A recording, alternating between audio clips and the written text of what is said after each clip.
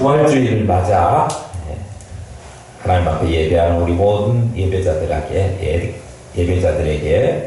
부활의 기쁨과 또 부활의 소망이 넘치기를 축복합니다. 주님께서 십자가에 못 박혀 죽으시고 장사되셨다가 성경이 약속하신 대로 사흘 만에 다시 부활하신 날을 기념하여 드리는 이 부활주일에 부활을 믿는 믿음이 삶을 주도하게 하십시오 라고 하는 제목으로 말씀드리려고 합니다. 죽으셨던 주님께서 다시 살아나심으로 부활의 첫 열매가 되셨고 우리도 그 뒤를 이어서 부활의 열매들이 될 것입니다. 만약에 주님이 다시 살아나지 못하셨더라면 우리도 다시 살지 못할 것이고 우리가 예수를 믿는다고 그동안에 행하고 하여왔던 모든 일들이 다 수포로 돌아가고 허사가 될 것입니다. 그러나 주님은 오늘 약속대로 다시 살아나셨습니다. 오늘 부활주일에 주님의 부활이 마음속에 확증되어지고 주님의 부활이 우리의 앞으로의 부활의 소망과 확신으로 그렇게 마음속에 가득 차서 가슴 벅차오르는 감격 되시기를 바랍니다. 예수님의 부활은 우연한 사건이 아닙니다. 이미 구약시대부터 하나님께서 말씀을 통해서 기록해 놓으시고 반드시 그렇게 될 것이다 라고 선언하신 사건이 부활 사건입니다. 주님께서도 제자들과 3년 동안 함께 공생의 사역을 하시면서 제자들에게 부활을 예고하셨습니다.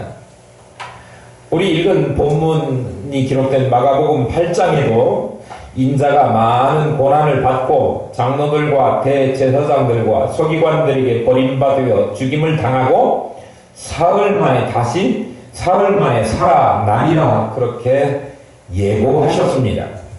그 예고대로 성경의 약속대로 주님은 부활하셨습니다. 그리고 부활하신 주님은 사람들에게 나타나 보여주셨습니다.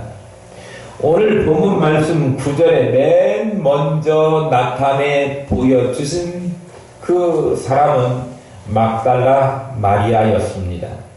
주님께서 부활하신 후에 맨 먼저 만나주신 사람이 막달라 마리아였다 그런 말씀입니다. 그녀는 어떤 사람입니까? 전에 7 귀신 들렸던 여인이었는데 주님께서 그를 고쳐주셨고 그리고 나서 고침받은 이 막달라 마리아는 주님께 헌신하고 그리고 주님을 위해서 자기가 가진 아주 귀중한 값비싼 향유를 주님 발에 붓고 자기의 머리털로 닦고 했던 그런 주님을 위한 헌신적인 여인이었습니다. 그런 헌신의 마음을 주님께서 인정하시고 보시고 그에게 먼저 나타나셔가지고 그녀에게 살아계신 부활하신 주님을 맨 먼저 보여주신 것입니다.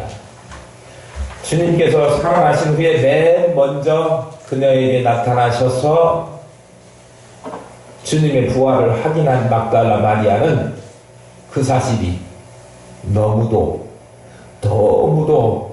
감격스러워서 누군가에게 얘기하지 않을 수 없었습니다. 그래서 그 사실을 이야기하려고 달려갔는데 10절에 보니까 그 막달라 마리아가 달려가서 만난 사람들이 누구냐 그러면 예수와 함께 하던 사람들이에요. 그런데 그 예수와 함께 하던 사람들 하면 우리가 누구라고 쉽게 짐작해 볼 수가 있느냐 그러면 예수님 3년 동안 따라다니면서 복음 증거하고 또 병 고치고 이런 사역들을 하는 것을 옆에서 가장 많이 따라다니면서 시중 들고 독곤했던 제자들이죠. 예수와 함께 하던 사람들입니다. 그 제자들에게 달려가서 그들에게 이야기를 했습니다. 그런데 제자들은요, 사실 주님께서 십자가에 못 박히시고 죽으시고 무덤에 장사된 것, 그때부터 절망이고, 그리고는 실망을 감추지 못하고 낙담해 있는 때였습니다. 주님의 죽으심, 그것 때문에 주님이 자기들과 함께 하지 않는 것이 슬프고, 그래서 실망하고 좌절하고 낙담하고 있는 그들에게 막달라 마리아가 가서 주님의 죽으심을 슬퍼하기만 할 것이 아닙니다. 주님은 약속하신 대로 다시 살아나셨고 무덤의 문은 열렸고 그리고 나를 만나주셨습니다 라고 하는 이야기를 그 주님과 함께 하던 사람들, 제자들에게 전달했습니다. 그런데 그 이야기를 듣고서 내가 주님을 직접 만났다라고 하는 이야기를 전해 들었는데도 불구하고 그 제자들은 그 이야기를 믿으려고 하지 않았습니다.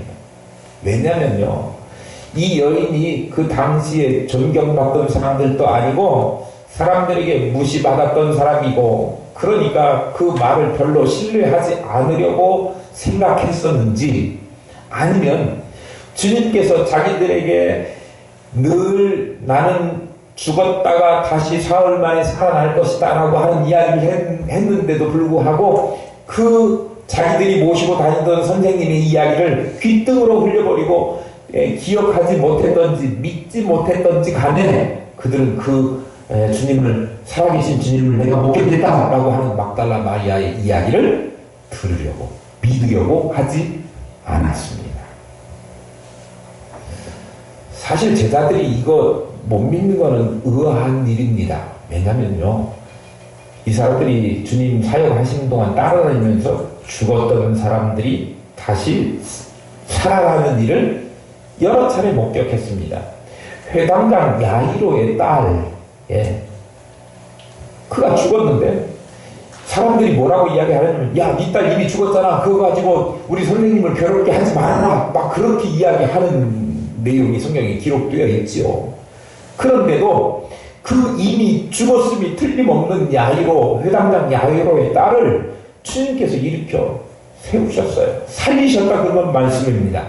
뿐만 아니라 나인성 과부의 아들도 주님께서 다시 살리셨고, 그리고 뿐만 아니라 죽은 나사로 이야기 잘 아시지 않습니까? 죽은 나사로를 주님께서 다시 일으켜 세웠습니다. 그러니까 자기들이 실제로 죽었던 사람들이 다시 살아난 것들을 목격했지요. 그것이 다른 사람의 능력이 아니라 예수 그리스도 그분의 능력인 것을 그들은 친히 따라다니면서 보았던 사람이에요. 그러니 주님께서 죽었다가 사흘 만에 다시 살아날 것이다 라고 하는 주님의 말씀을 살아생전에도 믿었어야 됐고, 실제로 주님이 정말 죽으셨고 십자가에 죽는다고 그랬는데 정말 십자가에 달려 돌아가셨고 모진 고난과 고통을 다 당하셨는데, 그럼에도 불구하고 죄 없으신 그분이 십자가를 지시고 죽은 것이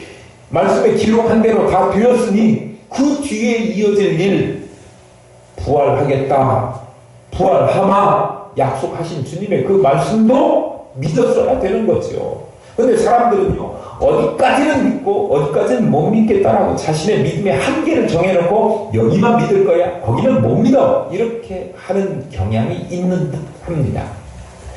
그러니까 제자들이라고 하더라도 이 주님의 부활을 믿지 못했어요. 내가 봤다 그러는데도 그 이야기를 믿지 못하는 거예요. 인정하지 못하는 것, 그게 참으로 안타까운 일입니다.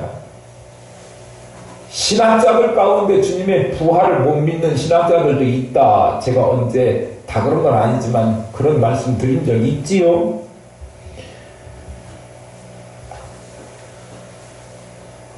그 주님의 부활한 사실이 안 믿어지고 못 믿는 거, 이따 본문에 보면 그 이유가 좀 나올 텐데요. 정말 안타까운 일이에요. 더군다나 주님의 제자라고 하는 사람들 아닙니까? 주님의 복음을 앞장서서 증거하는 사람들 아닙니까? 그런데 그들이 주님의 부활을 못 믿다니요. 참, 이 부활을 믿는다는 믿음이 얼마나 소중한지 우리가 그걸 보면 더욱 알 수 있습니다.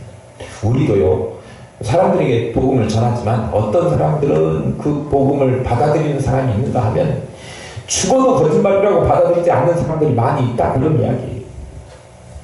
그러나 나는 오늘 이 부활주의를 맞아 오늘 말씀을 듣고 부활절 예배에 참여한 우리 모두가 예수님의 부활하심이 정말 마음속에 확실히 믿어지고 그렇게 부활의 소망을 믿는 믿음으로 살아가는 주의 백성들 되기를 축복합니다. 아멘. 주일날 각처에서 모여서 정성스럽게 하나님 앞에 예배하는 모든 사람들이 주님의 부활을 믿지 않는 사람들은 아마 없을 것입니다. 그런데요, 조금 깊게 들어가면 주님의 부활을 믿는다고 입술로 고백하지만 마음이 아닌 머리로만 믿는 사람들이 있다고 하는 말씀입니다. 교리로 예수님의 부활을 버젓이 고백해요. 사도신경을 우리가 매 예배 때마다 하지 않습니까? 그런데 그 고백이 믿어지지 않아서 부활을 믿는 사람답게 이 땅을 살아가는 사람들이 그다지 많지 않다고 하는 거예요. 부활을 믿는 사람이라고 하면 죽음도 불사해야 되고 정말 지금 우리가 하는 신앙생활보다 몇 배, 몇 수십 배는 열심히 목숨을 걸고 주의 일에 충성해야 되는데 이 주님의 부활을 입술로 고백하고 믿는다고 고백했지만 그럼에도 불구하고 우리의 삶이 고백적인 삶이 아닌 사람들이 많이 있다고 하는 거예요. 그게 뭐냐 그러면 머리로는 믿는데 우리가 온전히 믿지 못하는 거죠. 마음으로 믿지 못하는 거예요.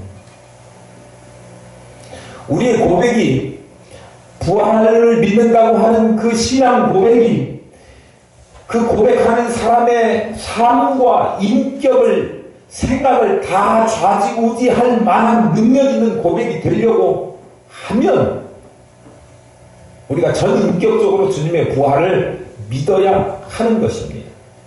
그러니 믿는 것 같기는 한데 믿지 않는 사람들이 있다, 이런 말이 나오게 되는 거죠. 그런 말 이해하시죠? 믿는 것 같기는 한데 안 믿는 사람. 우리 중에는 믿는 것 같기는 한데 안 믿는 사람은 한 분도 없기를 바랍니다. 우리 중에 행여 그런 사람이 있다고 한다면 마음속에 숨어있는 의심을 완전히 다 씻어내 버릴 수 있는 귀하고 복된 시간 될 수 있기를 축복합니다. 오늘 본문에 부활의 증인들이 속속 나오고 있지만 여전히 믿지 않는 제자들에게 주님께서 그 제자들이 음식 먹는 11제자가 모여서 음식 먹는 방에 찾아가셔가지고 그들을 책망하셨습니다. 왜요? 주님의 부활을 믿지 않기 때문에 책망하신 거예요. 저들의 믿음 없는 것과 마음이 완악한 것을 꾸짖었습니다. 그들이 믿지 못하는 이유는 믿음이 없는 거예요. 아까 말씀드렸죠? 믿는다고 고백했지만 실제로는 믿어지지 않는 거죠. 믿는다고 고백했으면 믿는다고 하는 그 고백이 삶에서 믿는 사람으로서의 그 태도와 자세와 행함으로 나타나야 되는데 그런 것이 보여지지 않는다고 하는 거죠. 또 하나는 왜 못 믿느냐 그러면 완악하기 때문에 나는 내 자신을 믿지 다른 것 믿을 수 없어. 내 신념을 꺾을 수 없어. 어떻게 죽었던 사람이 다시 살아나. 이성으로 받아들여지지 않는 것들은 절대 믿을 수 없어 라고 생각하는 사람들의 완악함이죠. 그것이 예수 믿는 것을 방해합니다. 예수를 못 믿게 해요. 사실은요, 성경을 보거나 또 역사적인 증거들을 보거나 그러면 주님이 다시 살아나셨다라고 하는 사실을 믿지 않는 것이 이상한 거예요. 믿지 않을 수 없어요. 우리 역사의 분기점이 주님이 오신 것을 기점으로 나누어져 있지 않습니까? 주님이 오신 것을 믿는 사람들이 왜 주님이 죽으셨다가 다시 사신 것을 믿지 못합니까? 주님이 죽으셔서 장사되어 누우셨던 그 무덤이 비었습니다. 무덤의 돌문이 열렸습니다. 그 사실만 봐도 빈 무덤은 주님이 다시 살아나셨다고 하는 증거예요. 사람들은 그것을 두고 사람들이 뭔가 주님의 부활을 위해서 계획적으로 주님의 시체를 훔쳐다가 저 다른 데다 숨기고 부활하셨다고 한다라고 이야기하는 사람들도 있습니다. 근데 만약에 그렇다고 하면 누군가가 주님의 시체를 훔쳐갔다고 하면 그 주님을 죽인 사람들이 기필코 이잡듯이 샅샅이 뒤져서 주님의 시체를 찾아냈을 것입니다. 사실 시체를 숨겨놓고 이렇게 감춰놓고 이렇게 하기가 쉽지 않습니다. 여러분들 언젠가 그 살인사건이 난 것 보면 아무리 잘 감추고 이렇게 한다고 하더라도 다 밝혀지지 않습니까? 시체를 숨기는 게 쉬운 일이 아니거든요.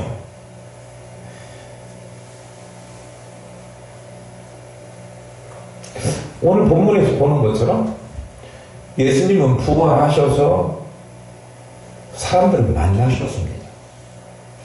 막달라 마리아를 만나셨고,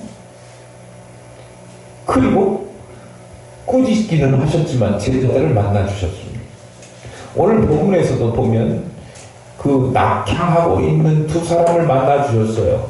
그 사람들은 주님이 죽으셨기 때문에 실망해서 저 시골로 내려가는 중에 있었습니다. 그들을 만나주셨어요. 또 고린도서에 보면 500여 형제들이 보는 데에 주님께서 나타나신 것을 우리가 기록에서 볼 수 있습니다. 그러면 성경의 성경의 약속, 그 약속을 하나님께서 하시고 지키시지 않은 일이 한 가지도 없으신 것을 우리가 볼 때 주님이 다시 오시면 십자가를 지시고 죽으셨다가 다시 사신다라고 하는 일도 우리가 믿지 못할 이유는 하나도 없는 거고요. 그리고 실제로 두 눈 시퍼렇게 뜨고 그 주님의 부활하신 사실을 부활하신 주님을 만났던 사람, 심지어 의심 많던 도마는 주님의 그 못자국난 그 상처들을 만져봤어요.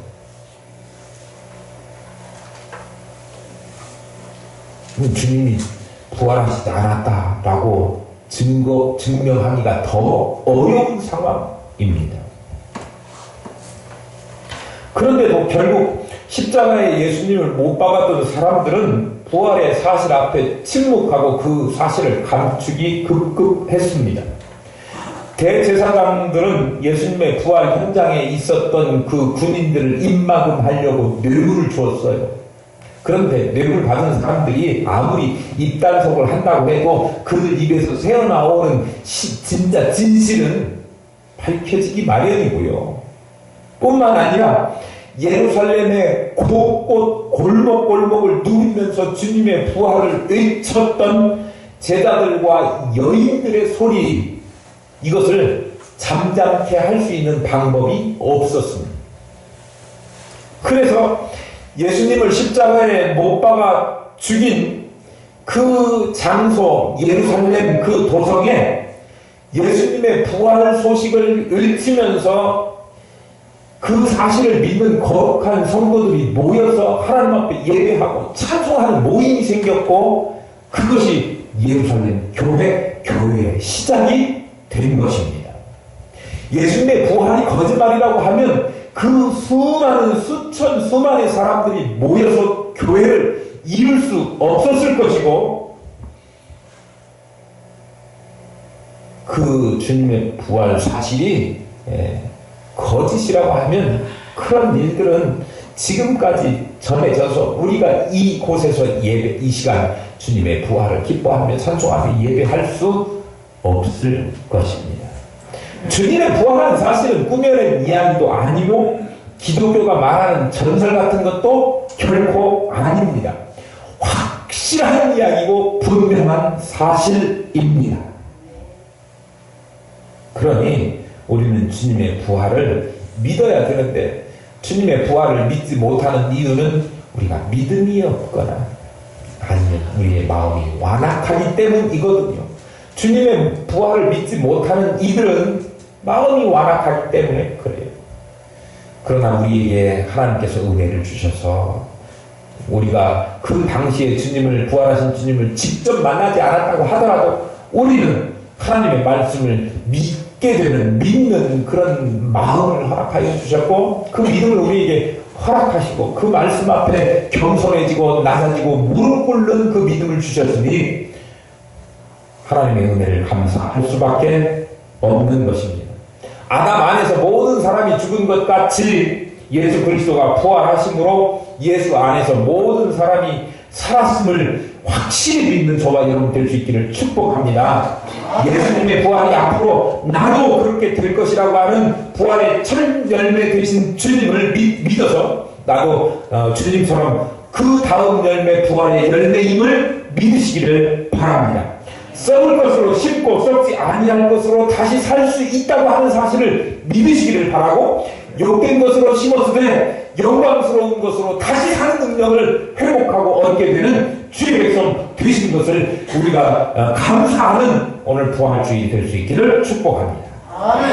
10절에 보면 부활하신 주님을 만난 막달라 마리아가 예수님과 함께 하던 사람들을 찾아가서 주님의 부활의 소식을 전했다, 그렇게 기록했지요. 그 사람들은 깊은 슬픔 중에 있었습니다. 그래서 위로가 필요한 사람들이었습니다. 적어도 두 가지 이유 때문에 그들이 슬퍼하고 있었을 거예요. 왜냐하면 자기들과 3년씩이나 한솥밥 먹고 동고동락했던 주님께서, 자기들이 그렇게 선생님이요 하고 따라다녔던 주님께서 갑자기 붙들려 가서 십자가에 달려서 죽으셨으니 얼마나 슬펐겠습니까? 괴로웠겠지요. 여기 앉아 계신 분들은 별로 괴로웠을 거라고 하는 생각이 안 드시나요? 3년 같이 다니던 사람이, 집에서 강아지 3년만 키워도 그 강아지가 죽어도 얼마나 슬픈지 몰라요. 그런데 주님이잖아요. 내가 목숨을 걸고 따라다니겠다, 주님을 증거하겠다 했던 주님이거든요. 그 주님이 갑자기 돌아가셨어요. 그런 슬픔이 하나 있을 겁니다. 또 하나는요, 그런 주님이 돌아가실 때 자기들이 너무 무기력한 자신들을 보면서 괴로웠을 것입니다. 그 병정들이 주님 끌고 가고 채찍질 할 때 자신들이 나서서 막지 못하고 지내놓고 보니까, 주님이 돌아가신 거 보니까 내가 그 매를 대신 맞고 내가 대신 죽었어야 되는데 주님께서 죽도록 놔두고 그 죽음 앞에서, 주님의 죽으심 앞에서 나는 그분 몰라요 라고 하면서 도망갔던 비겁한 자기 자신을 바라보면서 절망했었을 것입니다. 어쨌든 그들은 슬프고 괴로웠습니다. 그런 그들에게 주님께서 죽으신 그 사실이 너무도 슬픈 것이지만, 반면에 그 죽음을 이기시고 주님께서 다시 살아나셨다라고 하는 이야기는 너무도 기쁜 이야기일 것입니다. 더군다나 이 사람들이 약속을 모르는 사람이 아니잖아요. 약속이 이루어진 것이잖아요. 주님께서 죽으셨지만 다시 살아나신 것이잖아요. 그러니까 그들이 그 소식을 들으면 얼마나 기뻤겠습니까? 그러니까 막달라 마리아가, 누구보다도 그들의 마음을 잘 알고 있는 막달라 마리아가 예수님과 함께 하던 사람들, 다시 말하면 제자들, 실망해서 꽃받치고 있는 그들을 찾아가가지고 그 이야기를 맨 먼저 해주고 싶었던 거예요. 그들을 향해서 달려갔습니다. 기쁜 소식이니까요. 굿 뉴스 아닙니까? 굿 뉴스라고 하는 것을 성경적인 용어로 바꾸면 복음입니다. 기쁜 소식이에요. 기쁨의 소식은 빨리 전해줘야 하는 것입니다. 예를 들어서요, 지금 형 집행, 지금 우리나라만 해도 사형을 집행하는 것이 지금 멈춰진 지 오래됐습니다. 그런데 예전에 사형을 할 때, 사형 집행할 때가 있었는데, 지금도 현재 사형 집행하는 나라들이 있는데, 그 형 집행이라고 하는 게 때때로는 오판이나 뭐 이런 것 때문에 잘못 판단해서 안 죽어야 될 사람이 죽게 되는 수도 있지 않습니까? 그러면 그 사람 죽이면 안 됩니다 라고 하는 결정이 내려가지고 사형 집행을 멈추십시오 라고 하는 이야기를 지금 전달해야 된단 말이에요. 그 이야기를 전할 때 슬렁슬렁 미루고 내일 지나서 모레 지나서 그 다음에 가는 사람은 아마 없을 것입니다. 그 결정이 나자마자 누군가는 불의가 있게 그 이야기를 가서 전달할 것 아닙니까? 이 땅에 살아가는 예수 그리스도를 믿지 않는 사람들은 누구나 다 사형 집행 언도를 받은 사람들이나 마찬가지예요. 근데 그들을 위해서 예수 그리스도께서 죽으셨다가 다시 살아나셨으니 그를 믿기만 하면 영원한 하나님의 나라를 이 땅에서 지은 죄, 아무리 흉악한 죄라고 하더라도 사함을 받고 영생을 얻게 된다고 하는 그 형 집행 정지의 그 기쁜 소식을 그들에게 전하고 싶은 마음이 들어야 된다라고 하는 사실입니다. 예수 그리스도께서 부활하심으로 모든 믿는 자들이 예수 믿기만 하면 모든 사람들이 영원한 생명을 얻게 된다라고 하는 사실, 그 사실을 정말 알고 그 사실을 믿는 사람은요, 그 이야기를 하지 않을 수 없는 거죠. 아무리 나하고 관련 없는 사람들이라고 할지라도 그건 입 간지러워서 참을 수 없을 거예요. 놀라운 일이거든요. 그리고 누구나 알면 너무나 좋은 사실이거든요. 빈 무덤을 봤던 사람들은 그 빈 무덤이라고 하는 자체가 그 당시에 너무도 화두가 되었던 이야기예요. 여러분, 빈 무덤, 그냥 어떤 사람들 개인이 죽어가지고 무덤에 장사를 했는데 그게 빈 무덤 됐다, 그런 이야기 아니거든요. 왜냐면 이거는요, 예수님께서 십자가를 지시고 죽으셨다가 다시 살아날 것이다 라고 공공연하게 예언된 이야기예요. 그 사실 때문에 주님은 사실 죽음을 당하셨어요. 당신이 유대인의 왕이라고 능력이 있으면 다시 살아나봐? 그래서 죽인 거예요. 그러면 사람들이 관심이요, 정말로 다시 살아나 보자, 다시 살아나나 보자 라고 벼르고 있던 사건이에요. 그러니까 모든 사람들이 거기에 초점을 맞추고 있는데 정말 주님은 다시 살아나셨거든요. 그렇다고 하면요, 화두가 되었던, 관심이 되었던 사람들은 모두가 절대 그럴 일이 없다고 하는데 정말로 그렇다고 했으니까 한번 보자라고 했던 일이 실현됐다고, 현실화됐다고요. 그러면 그런 이야기를 안 하고는 못 베기는 거죠. 주님 죽으셨다가 사셨대. 그거 믿기만 하면 영원한 나라가 내 나라 된대. 나도 주님처럼 이 다음에 죽더라도 영원히 절망할 것이 아닌 것은 주님이 다시 살 것처럼 나도 새 생명을 얻고 하나님께서 그 거룩한 형체를 입고 다시 부활하게 하신대라고 하는 이야기를 하지 않을 수 없게 되는 거예요. 그래서 우리 여기 모인 사람들 아닙니까? 그래서 모인 사람들입니다.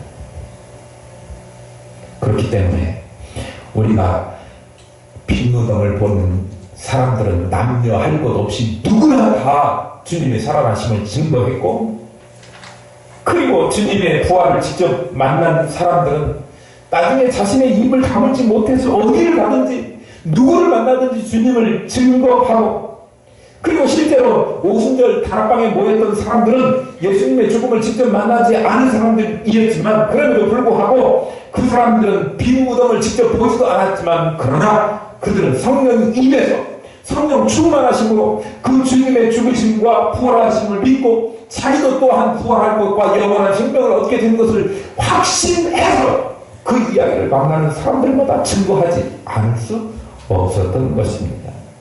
우리도 빈무덤도 본 적이 없고 예수님을 직접 만난 적도 없고 예수님을 만져본 적도 없지만 주님께서 우리의 삶 속에 개입하셔서 우리를 만지시고 우리를 세우시고 일으킨 것을 경험한 우리 모두는 주님을 전할 의무와 책임이 있는 것입니다. 읽지는 않았지만 오늘 본문 말씀 15절인가요? 15절에 보면 너희는 온 천하에 다니며 만민에게 복음을 전파하라, 그렇게 말씀하고 있지 않습니까? 죽음을 이기고 부활하신 예수님 그분만이 우리의 소망이고 희망이기 때문에 우리는 그분을 증거해야 됩니다. 열심히 전해야 됩니다. 인류의 소망이요 또 우리의 희망인 주님. 복음을 전하는 일에 무관심한 사람들은 생명을 구하는 일의 중요성을 모르거나 아니면 주님의 명령을 고의로 거역하는 그런 일이기 때문에 주님의 부활하심을 믿는다고 하면 지체하지 마시고 담대하게 신속하게 그렇게 전하시는 저와 여러분들 될 수 있기를 축복합니다. 주님의 부활을 믿는다라고 하는 것은 좀 관념적인 표현이죠. 근데 그거를 좀 역동적으로 활동적으로 바꾼 말이 주님의 복음을 전하는 것이었지요. 또 하나 그것을 역동적인 다른 표현으로 바꾸면 주님의 부활을 믿는 사람들은 주님이 사신 방식대로 주님이 원하시는 방식대로 우리가 삶을 바꾸어가는 거예요. 그러려면 세상과 같이 사는 것이 아니고 주님과 같이 살아야 되는 거죠. 주님과 동행한다 그 말이 주님의 부활을 믿는다라고 하는 말하고 동일한 말이에요. 믿으십니까? 네. 목사님은 이상하게 명제를 이렇게 다른 명제를 내놓고 같다고 이야기를 하네. 아니 그때 논리적으로 보면 그렇지 않습니까?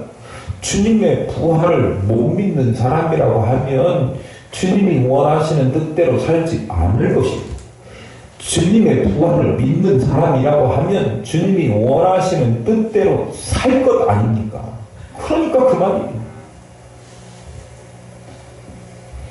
그런데 주님과 함께 동행한다라고 하는 것, 주님께서 원하시는 일, 주님을 아는 주님의 부활을 믿는 믿음이 우리의 삶을 지배하도록 하는 삶을 사는 것, 그것을 위해서는 우리가 주님과 동행해야 되는데 주님께서 우리를 먼저 찾아오십니다.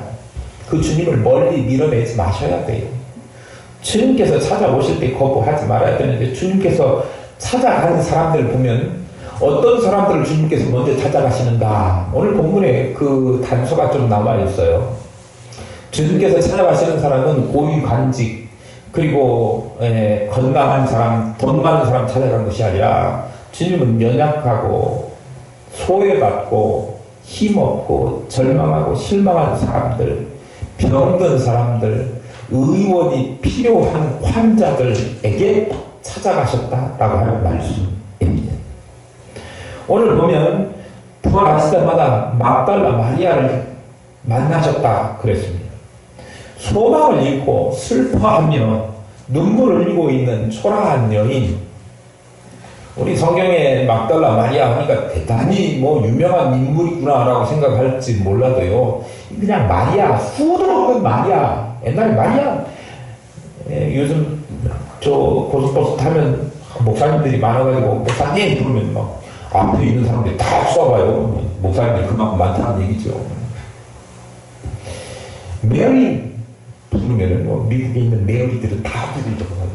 얼마나 많았지. 그러니까 흔한 여인들 그 중에 굳이 그 여인이라고 표시해야 되니까 막달라에 사는 메리, 막달라 마리아예요.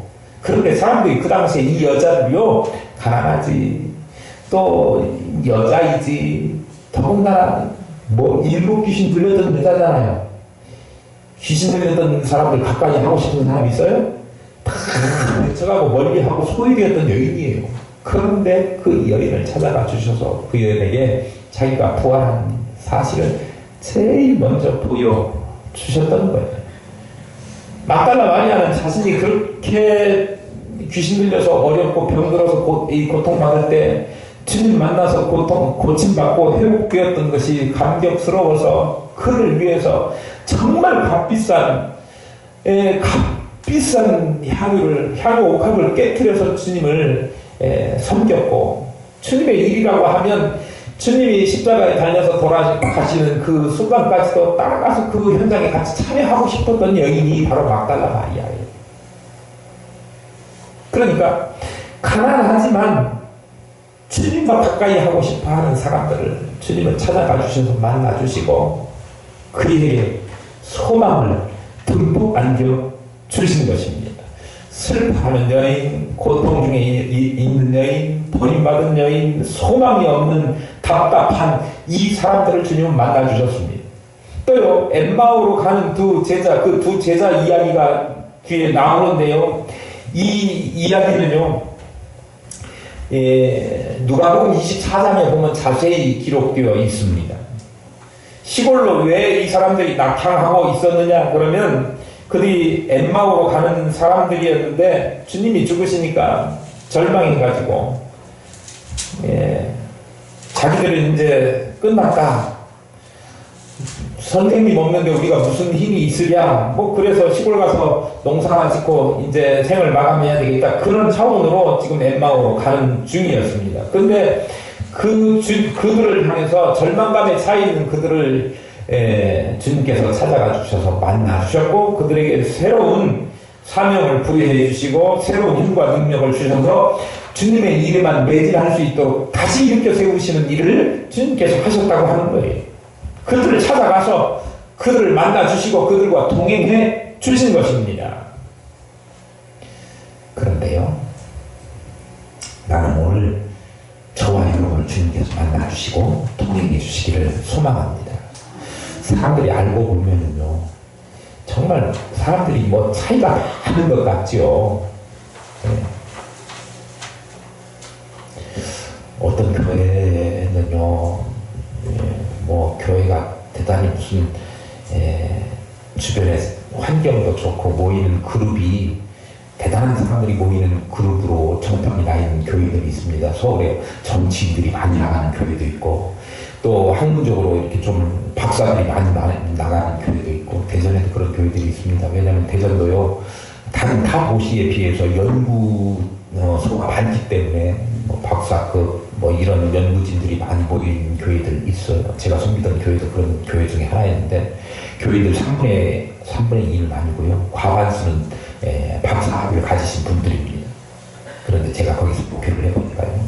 또 제가 예전에 섬기던 교회는 서울 강남에 있던 교회였는데 강남 하면 뭐라 그러죠? 우리나라에서 그래도 제일 부자를 모여 사는 동네 아닙니까? 그런데요,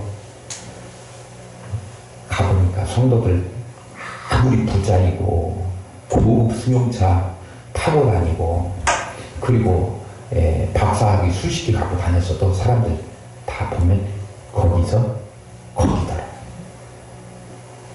영적으로 보면 다 그렇고 그렇다.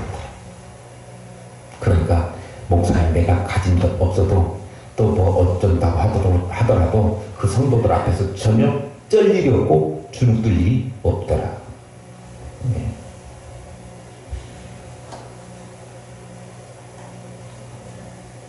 그 이야기 하려고 하는 건 아니고요. 사람들 아무리 많이 배우고 많이 가졌고 많이 누린다고 해도 그 사람들 중에는 예수 그리스도 가슴에 소유하고 있는 사람들, 그 사람들은 그래도 소망 있는 사람들이지만 주님을 모시지 못하는 사람들은 소망 없는 사람들인 거예요. 그냥 두 종류예요. 소망 있는 사람과 소망 없는 사람들이죠.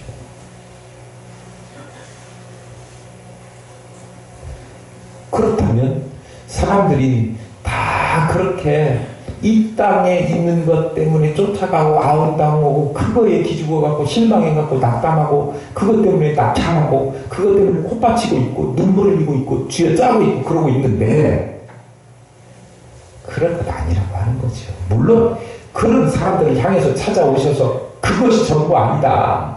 예수 믿는 믿음이 필요하다라고 확인시켜 주시고 그의 믿음을 불어넣어 주시는 분이 주님이시지만 중요한 건 뭐냐? 그러면 사람들이 누리고 있는 가치 있다고 여기는 그것들에 너무 집착하지 말라는 거예요. 우리가 오히려 관심 가지고 오히려 더 집중해야 될 것은 예수 그리스도라고 하는 사실입니다. 사람들 폼나고 또 화려한 것 그것 바라보면서 절망할 것이 아니라 사람들은 이 땅에 살면서 구원을 소유하지 못한 것 때문에 괴로워해야 되고 그것 때문에 고민해야 되고 그것 때문에 가슴 아파해야 되는 거예요. 그런데 사람들은 거꾸로 해요.